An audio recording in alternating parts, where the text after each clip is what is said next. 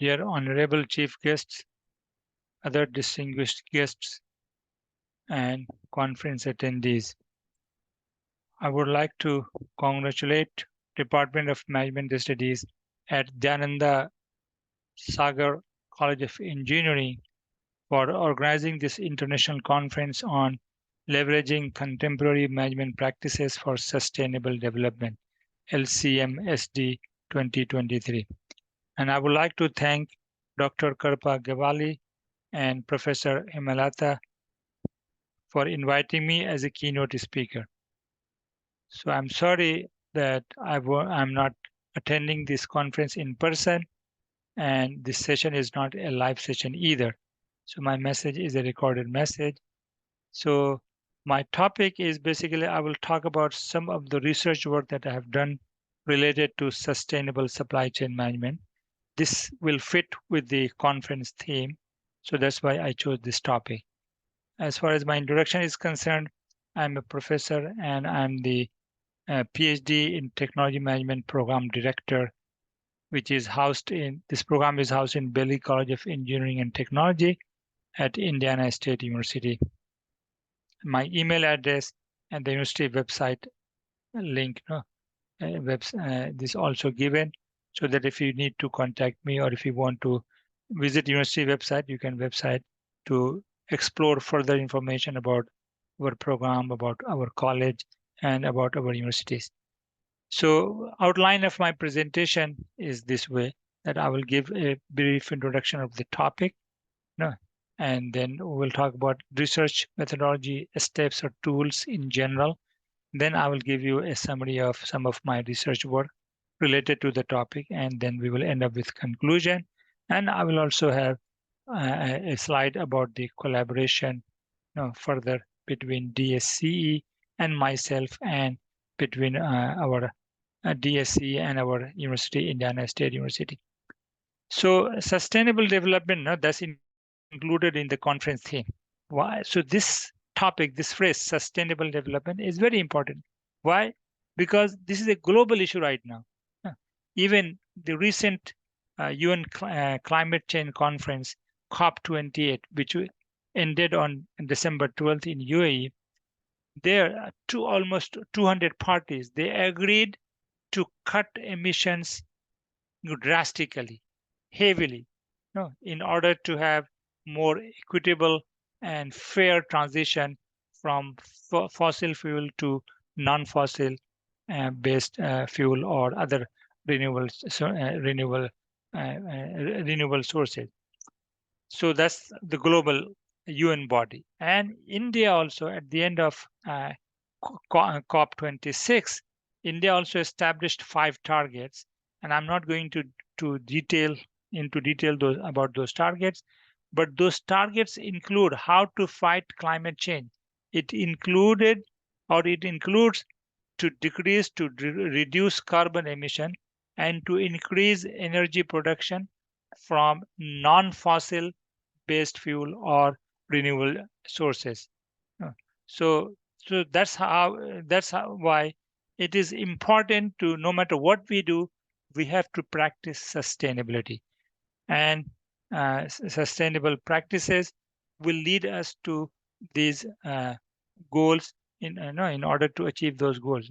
In India, Ministry of Environment and Forest, that is the highest or apex body, administrative body, to regulate and ensure environmental protection. So if we do sustainable development, that will help us in order to meet or to satisfy our government regulations, and that is also going to satisfy in Indian, or it will contribute toward achieving the target that Indian government has established, and again the UN climate change targets both. So I'm going to talk about a specific topic about supply chain management. So related to sustainable development, as an academic person, we are talking about more on a small level of small particular field. So supply chain management, we know this includes like handling of the flow of goods and services from like suppliers to manufacturing company, to consumers. And those, when we are talking about the entire production of goods and services, then that includes raw material, it includes information, it includes data related to how much to order, what prices. So it also includes financial information. So all these things that flow is the supply chain, and different links on that in that chain is the supplier. Okay, and sometimes we talked about suppliers to manufacturing company to consumer. Sometimes in the chain we may also have distributors and wholesalers or retailers. Okay, so that can also be added.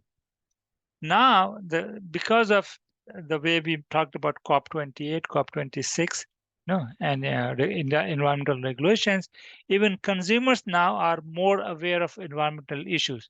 So they want to buy a product that will have less negative impact on environment. They want to see what companies are doing in order to decrease the climate change. Yeah, like the climate change, the global warming that is happening so rapidly, how to slow it down or how to make it not to have global warming, no, something like that. So consumers are interested, government and policy makers are also interested to ensure environmental practices are being followed. So we have to use sustainable supply chain management. We have to use in supply chain management more environmental friendly practices. And since I don't have time, so I can't go into detail. No, the sustainable supply chain management is in that this starts from the design phase. We have to think about sustainability in the design phase, in the packaging, in purchasing, in producing, in marketing. When we manufacture products or we do something, we have to think what are the sustainable practices, the green manufacturing practices, marketing, transportation, everything should be sustainable. And if we are going, even ISO has a 14,000, the number 14,000, it talks about environmental practices, environmental regulations. So if we can get ISO 14,000 certified, that's going to be good for the company in terms of its promotion and marketing. Okay. So anyway, when we do any research, no, we have to follow these steps in general. Literature review in order to identify the current and the current research gap. Then we set up some of specific objectives, research questions, hypotheses. We decide whether we will use a quantitative or qualitative method or a mixed method. Then we need to collect data. And in management related research, generally, we collect data from different sources like government sources or and databases, and sometimes we survey different type of people depending on what we are studying, and sometimes we may interview some people, experts, no, to get more details about certain aspect. So that's more about qualitative method, and then we have to analyze those data, no, to test hypothesis, or we can have exploratory or confirmatory factor analysis, a structure equation modeling, design of experiments, regression, and these things. Nowadays we use software to analyze, those data depending on what we are trying to do. And software could be a Minitab or sometimes simple Excel or a smart PLS. And if the data is big data, like too much data and textual data, we can use data analytics and machine learning type of things as well. No? So some of the research that I've done, I will talk about that. One was the how to minimize or minimization of bullwhip effect using different types of ordering strategies in a 4 echelon supply chain. So we compared 5 ordering strategies where you order depending on how much material you have, what is your inventory level, what is the backlog at your place, and what is the backlog in your upstream supply chain. So if you have that information, at different levels of one, no information at all is shared. That's one strategy. Or we have some information about these things and we we compensate our ordering strategies based on those information. And the sixth, so that's these will have about 5 strategies. And then the sixth was pull strategy, JIT, and the seventh was point of sale. So we compared these 7 strategies, and in order to minimize bullwhip effect on the company's profit. And we realized that, yeah, point of sale was the best strategy. Next best was pull. But these two require more like restraining from the company, no, more discipline or restraint, a particular type of behavior. So we can do that, that's good. But if we don't do this, then we have to share more information about the material, orders, and upstream suppliers backlog. No, so we should compensate in our ordering strategy, and then also we can reduce the bullwhip effect.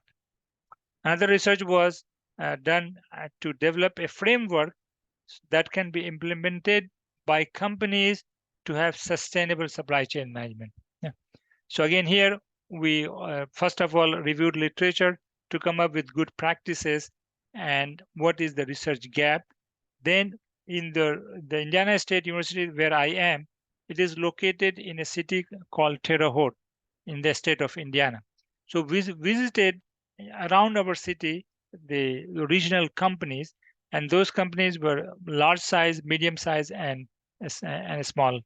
So a small company is like 250 employees or fewer, 250 to 50 medium size, and more than 500 we consider this to be large size.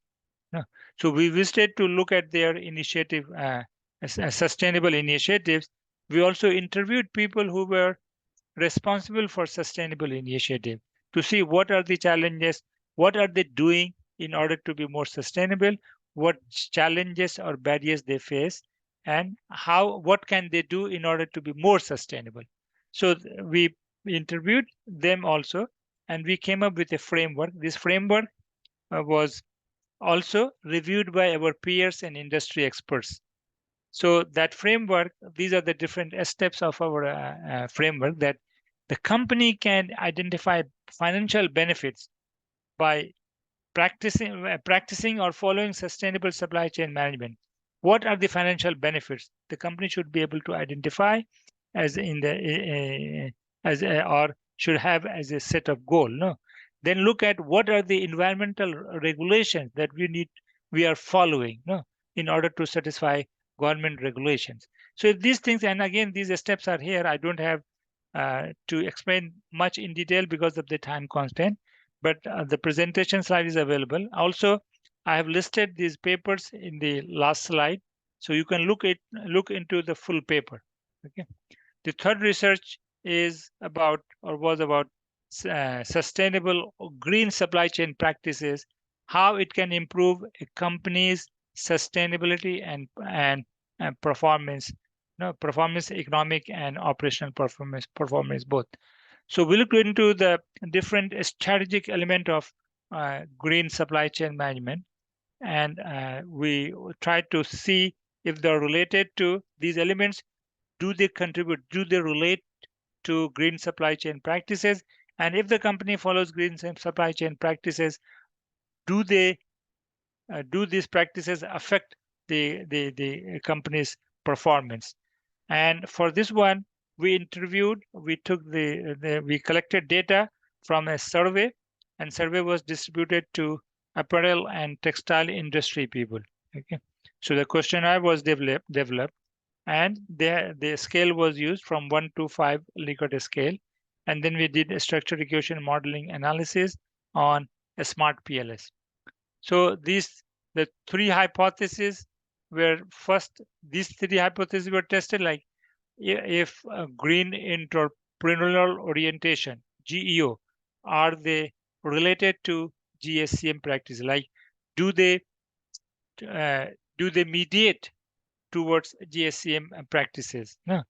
A market orientation of the company and the manager, knowledge management orientation of the company. All these elements, do they help to come up with green supply chain management practices? And if we follow green supply chain management practices, do they help to achieve our performance. So we found that most of the hypotheses, basically most of the things were supported except one. That's GEO, Green Entrepreneurial Orientation, mediation related to GSCM practices were not supported.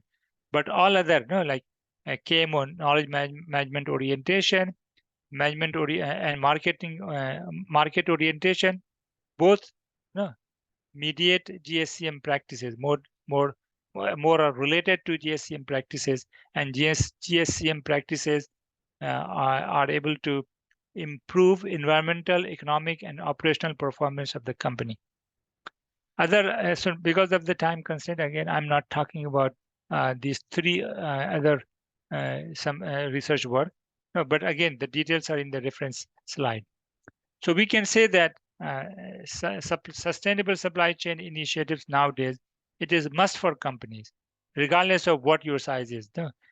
Because the customer, they want this sustainable supply chain, or they want environmental friendly practices to be followed by the company, and it has to be incorporated into their product.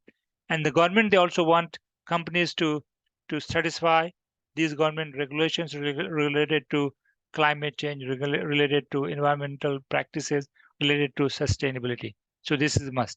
And we also discussed that if we follow sustainable supply chain management, it will reduce harm on environment, and it will improve companies' sustainability, environmental performance, economic performance, and operational performance.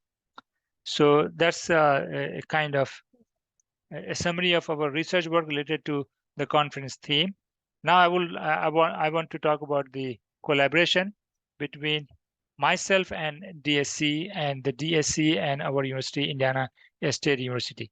So we can continue on some of the work, like already some of the faculty members from DSC, they have contributed their manuscripts for my co-edited book, which most likely will be published in 2024. No, this is a CRC Press book that I'm going to co-edit.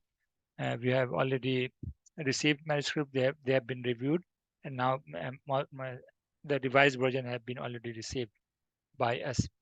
Then we can continue this collaboration to have more joint publication in conference proceedings and journal. Yeah. Also, I have seen on your website that you have PhD program. So if you need my help in co-supervising a PhD student, I know a supervisor has to be from DSC, but if you need co-guide and co-supervision, I'm willing to collaborate and in that respect as well.